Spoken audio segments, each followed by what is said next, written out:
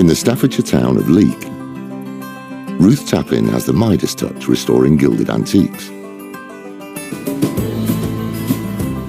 Her reputation has brought dealer Karen Sparks up from Dorset. Hi, Ruth. Though the item she wants Ruth to work her magic on is already dominating the studio. Two guys have delivered this massive thing, so I'm desperate to see what this is because it looks huge. It's certainly a size. Do you want to look? Okay, come on then. Let's have a little peek. Oh, crikey. Ooh. Have you ever seen anything quite like it? I haven't. Quite something, isn't it? Big chunk of mirror. Yep. I think it dates from the 1800s. I think what we've got is a mirror that's been made up of different pieces. Mm-hmm. Now, this panel, I think, is quite early. Could even be 17 something. Wow. I don't know what it's been taken off, whether it's a frame or part of architectural panelling. I don't know. These late 18th, early 19th, maybe. Now, one thing I can date is the glass, because they stopped making this beautiful mercury glass in 1860.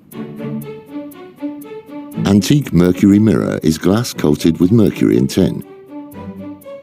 For many years, this highly prized product was only made in Venice from blown glass, which restricted mirror size. In the late 17th century, the French invented a technique enabling huge mirrors to be made, which became fashionable in aristocratic houses. Today, large antique mercury mirrors command high prices, but the frame on this one is not original and is a mismatch of styles and ages.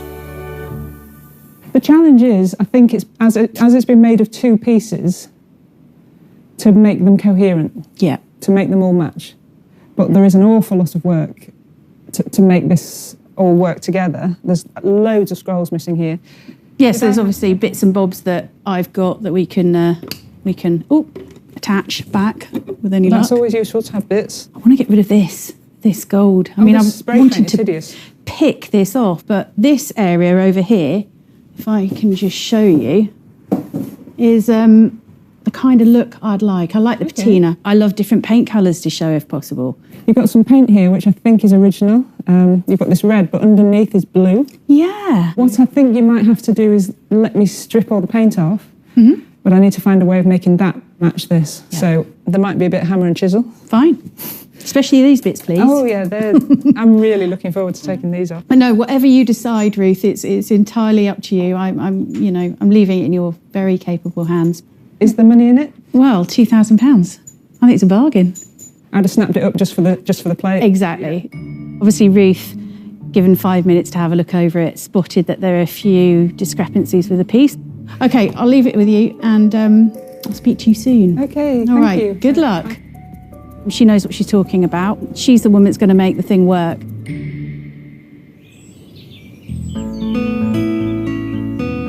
A few days later, Ruth begins work. I've got this really big frame on a beautiful mercury mirror. And what I need to do is really protect that. I don't want to damage it, so I need to take the frame off.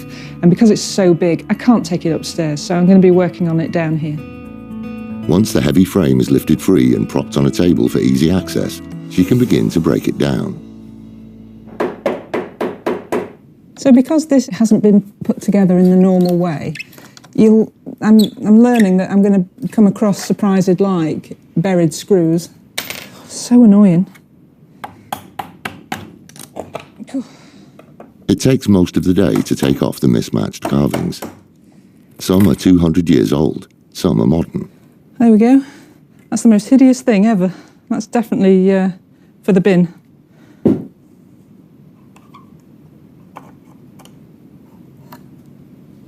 Huh, it says twins. It's got a number 5 over there. Obviously somebody was a bit unsure about putting this back together. But interestingly, there's just looking at this, there are other marks in this from a different top.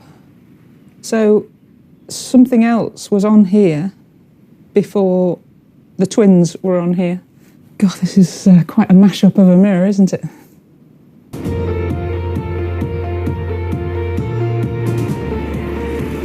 In her Staffordshire workshop, Gilda Ruth has removed the jumble of decorative carvings from the huge Mercury mirror frame. Not all have survived the process. I mean, it's a massive reject pile, and I do feel bad that I'm not using these, but I want the mirror to look good, and with these on, it doesn't look good. The carvings she's keeping are covered in gold spray paint. That has to go too. Oh, wow, that's satisfying. So I've got the whole of this, and hopefully it will keep coming off in big bits like this. When it's really flat decoration like this, and it's lifting like this so easily, you can be really quick. With her carving sorted and stripped, she can now work out how they fit in her overall redesign. And she's already found clues to help. My thought is that if I take these scrolls off, get rid of him, they fit exactly where the marks in the gilding are, and the whole of this bottom section fits into the carving underneath. So the twins were at the bottom. So if I put the twins down here, what on earth do I put up there? To fill in the gap at the top, Ruth decides to mould a new section that fits in with her overall plan for the frame. So I've got this cherub head mould. It's really big. This is where we get messy. So hopefully this cherub is going to be big enough to fit that gap. Right, it's starting to thicken up. So I need to flick this plaster in so that I don't get any air bubbles. And then I'll use my fingers to smooth it round.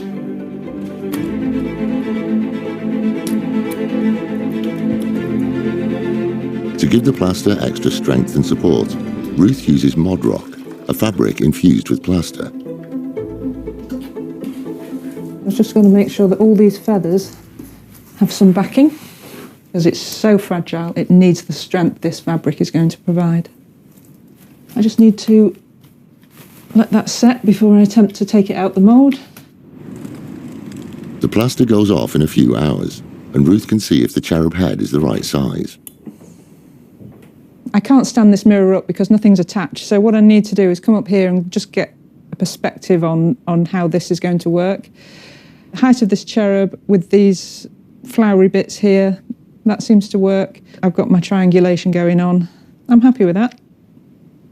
With the top solved, Ruth still has several gaps on the frame, and nothing in her collection of moulds that seems right. She's going to need to think outside the box. I've got 20 years experience and I've never had a mirror that's presented to me like this. So I can't go back on my past and think, oh, that's what I did then. There's nothing. I've got to think on my feet now and think, how am I going to do that? And at the moment, I don't know.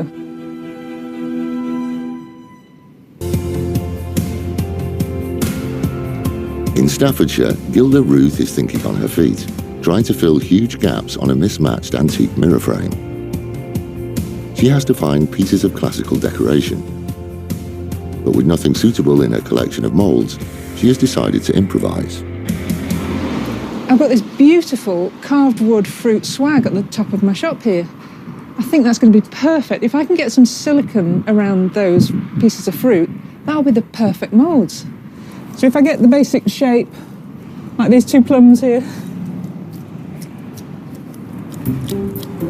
this putty silicone's really useful for jobs like this, but it goes off so fast. The last thing I thought I'd be doing when I got this mirror was be up here casting the front of my shop. I need to leave that for at least 20 minutes just to harden off before I can peel that off. Once the silicone is set, Ruth can move on to the next step. Right, let's put some compo in these. Compo is just a traditional material that's used for frame decoration. It's a mix of animal glues and resins and whiting, and when you heat it up, it's nice and soft and you can press it into the moulds.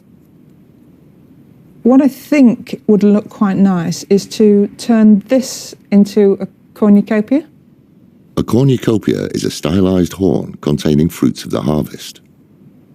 I don't just want fruits on this cornucopia. I'd quite like to have some leaves and a bit of wheat, and luckily I have this really nice wheat mould. So I'm going to press out some of these wheat sheaves, and it's just going to give me the volume I need. In just 20 minutes, you can literally see the fruits of her labours. Quite impressed with that. I think all this is going to work well. It's going to make a really lovely cornucopia. Only now, with her components all to hand, can she see if her idea will work. One thing that's always nice to do is to have things in odd numbers. So you wouldn't have 2 of anything. You'd always have a 3 or a 5. It just, I don't know, things flow better when they're in odd numbers. What I like the idea of is getting a load of grapes, and perhaps the grapes could spill down onto the mirror. So if I can get this looking good here before it's all stuck down, then I'm not creating any damage in changing things around. But I think this is going to be roughly, I'm going to have some big fruit in the middle and then these grapes dropping down onto the frame. I think it's going to be a bit fuller than that, but I'm quite happy with that. But there is still a huge amount of work to do before this frame is fit to hang again.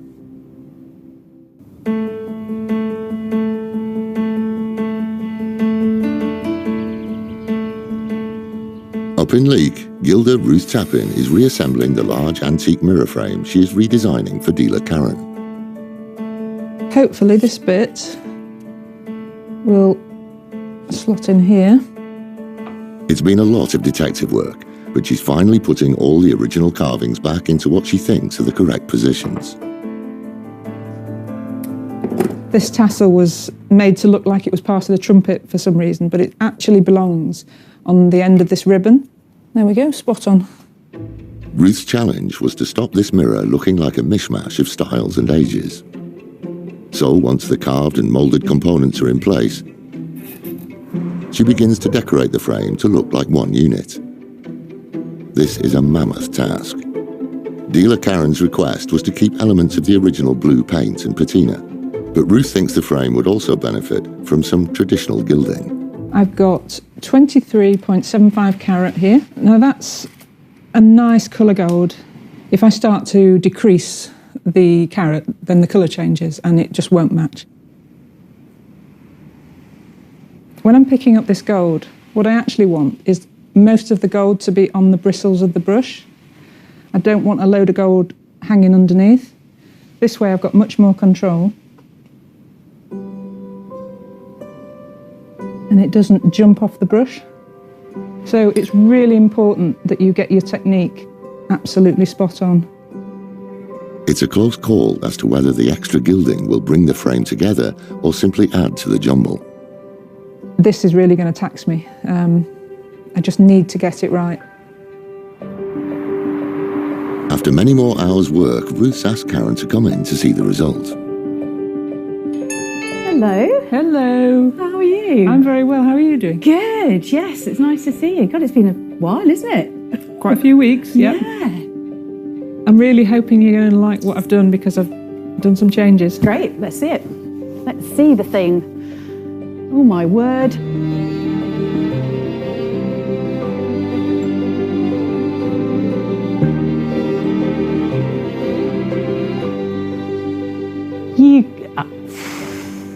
Blown away. Oh, that's a good reaction. What have you done? It's beautiful.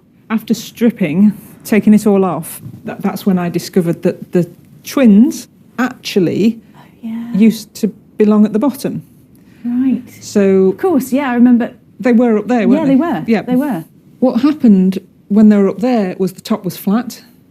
Yeah. And you don't have flat decoration on a mirror this big. You always have a centre piece. Yeah. And it comes down to the corners. Yeah.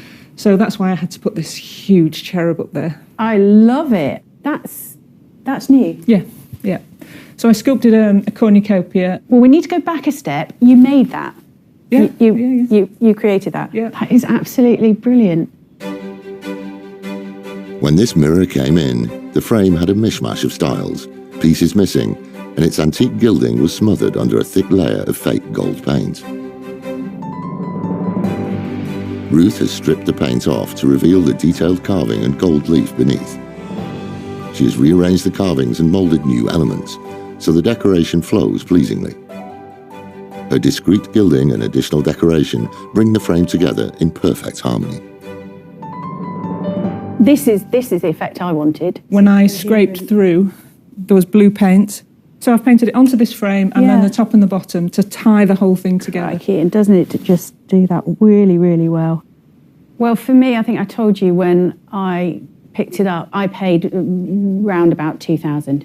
Now it's had all this TLC, I could probably get 12,000 plus for it. Amazing. Well, I've done my job then, haven't I? Yeah. 12,000, wow. Yeah, absolutely. I can't express what an amazing job you've done. Oh, I'm really pleased that you like it. I'll send somebody up with a van. Brilliant. And thank you very much once again. Okay, my pleasure. Yeah, I'll see you later and I'll be back in touch. With a little frame. With a little frame.